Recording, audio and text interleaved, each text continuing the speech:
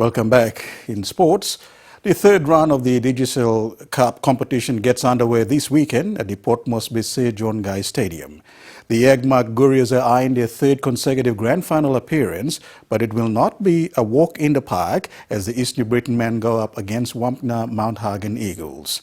The Gurias lost to the Camilla Wigmen in 2014 and redeemed themselves in 2015 when they beat the TNA Lions. Paul Tomic Jr. reports.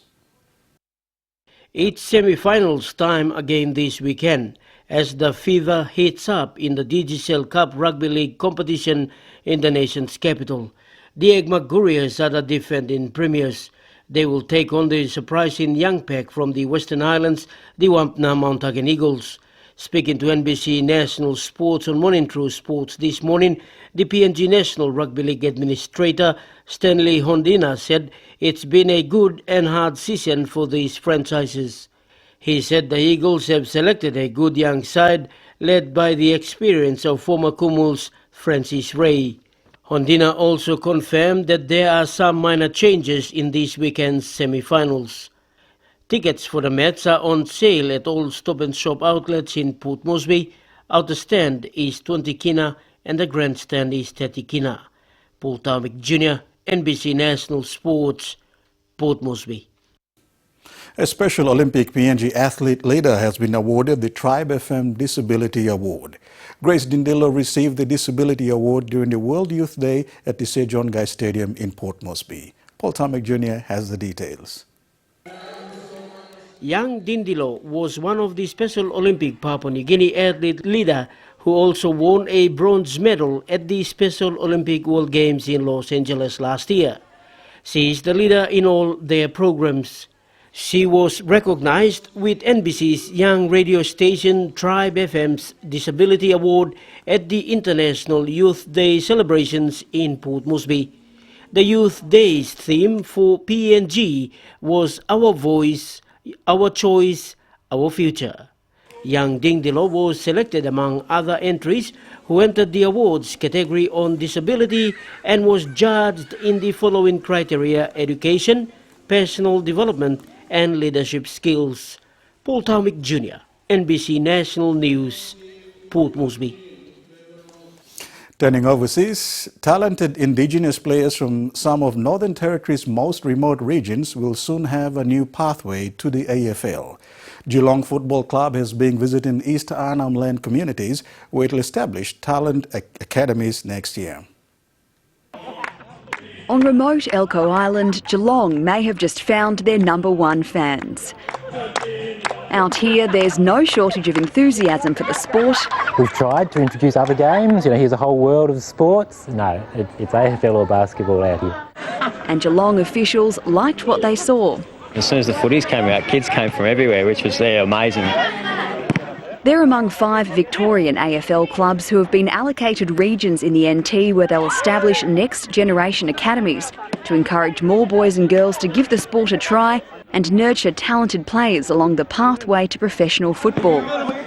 The grassroots program will tie participation with school attendance.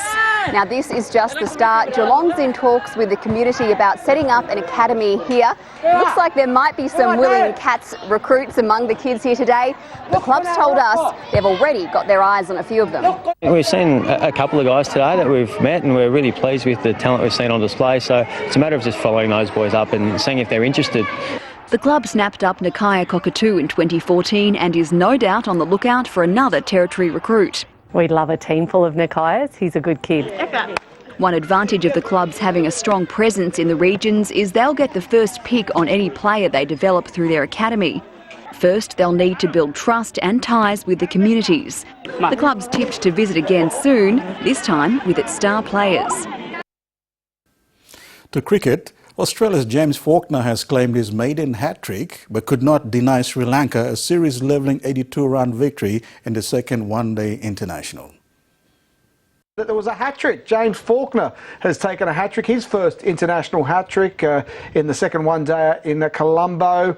It's only the sixth Australian hat-trick to come to there, but his first wicket came on the final ball of the 45th over. Then he took 2 wickets with the next 2 balls of his 47th over. So it was a bit of a subdued celebration, I must say, from the Australian cricket team. That's because they were getting a bit of a hammering at that stage. But Angelo Matthews was the man of the moment for the hosts. He scored 57 in a man of the match performance, 2 wickets for 17 runs too when he took with the ball. And Matthew Wade, probably the best of the Aussies with 76. Sri Lanka went through the tail in the end. 82 runs, the victory in Colombo. Their biggest over Australia with the 5-match series now level at 1-1. And there's been, here's Steve Smith. He's actually on his way home because the Australian captain they've decided to rest him and bring him home. He's got a busy schedule ahead in the next 12 months. So Australian cricket doesn't want him to get too worn down, and he's taking a bit of a break before the obviously Australian summer. But it was all Sri Lanka in the end. It's 1-1, and it's all now poised for an exciting finish to the series.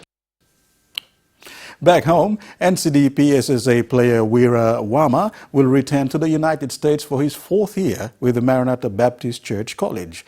He was in the country for the recent Oceania Cup and other events such as the Besta Cup. Paul Tomic Jr. reports. Young Weera Wama has been with the Hekari United FC team for the past years.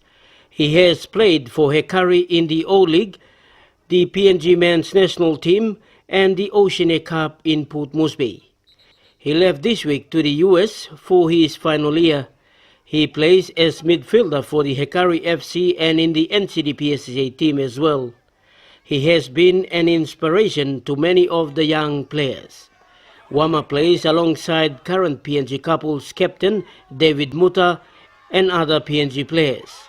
He will return next year to join Hekari FC and also PNG men's soccer team couples for World Cup qualifier. Paul Tomic Jr., NBC National Sports, Port Moresby. That just about does it with sports for tonight, Antonia. It's back to you. Thank you, Douglas. Stay with us. We'll return after the break with the finance news.